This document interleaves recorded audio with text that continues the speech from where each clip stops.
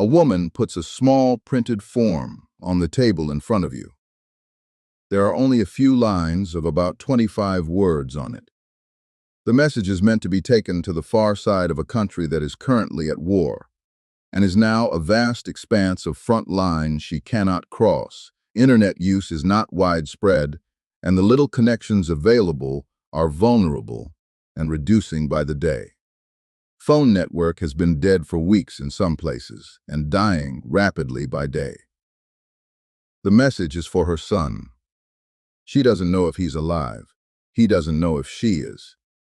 You are the person who is going to carry those 25 words across. Not by phone, not by email, but physically.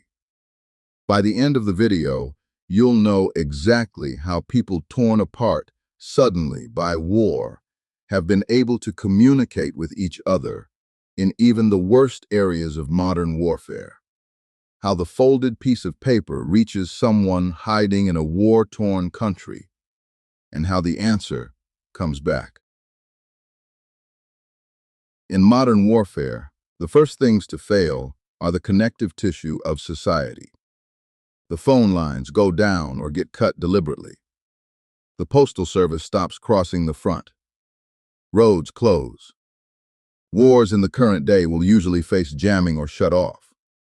So you end up with a total breakdown, where messaging between mother and a son, in cases like this, become impossible. So the first thing to get messages across the front line is the structure of the message. In a war scenario, everyone who needs to get a message across has a lot to say to their loved ones. And if everyone gets to say everything on their minds, most letters would be many papers deep. Compile that all together, and you, as the transporter, would be saddled with tons of papers which make your journey actually dangerous. So you create a structure for the message to limit what they can say. The Red Cross message is a standard form, with only enough room for only family and personal news.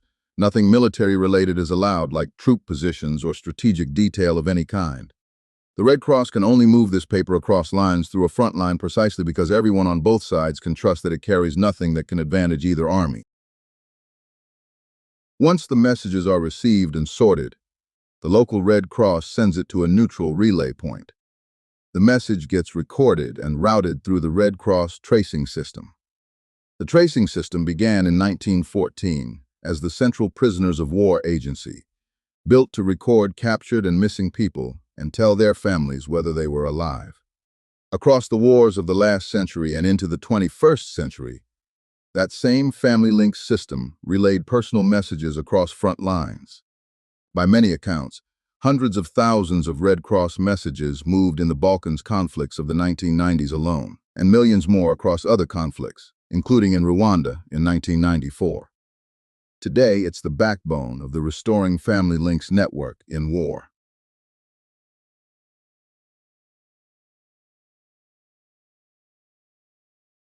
So you, as the courier, physically carries these messages across the line.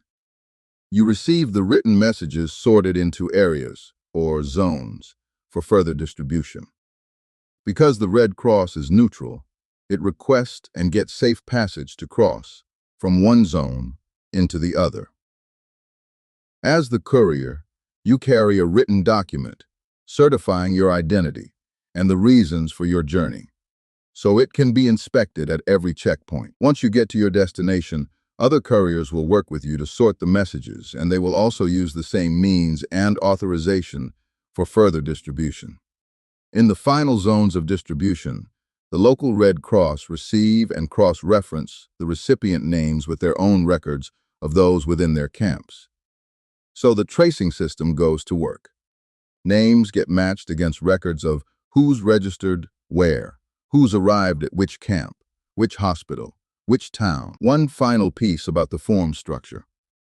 The bottom half of that form is left blank for the reply. The son writes his own 25 words back and travels the whole chain again in reverse. It is, by the standards of a phone call, impossibly slow.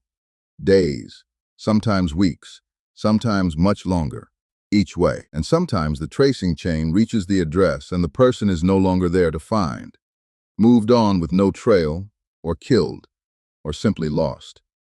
In this case, the reply, half of the form, comes back blank forever.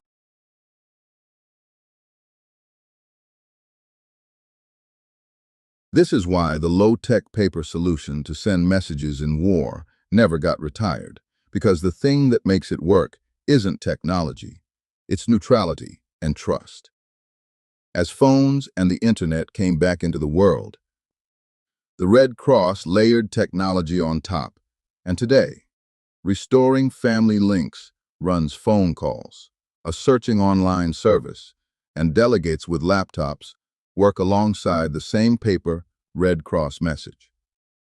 So even in the worst of times, the mundane work of sorting letters still keeps the hopes of people, communities, and nations. Strip a war down far enough, and this is what's left.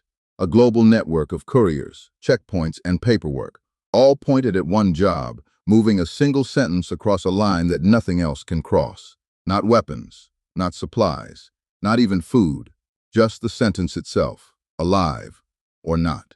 And somewhere on the other end of that same form, someone else is doing exactly what you just did, carrying the reply back the way it came.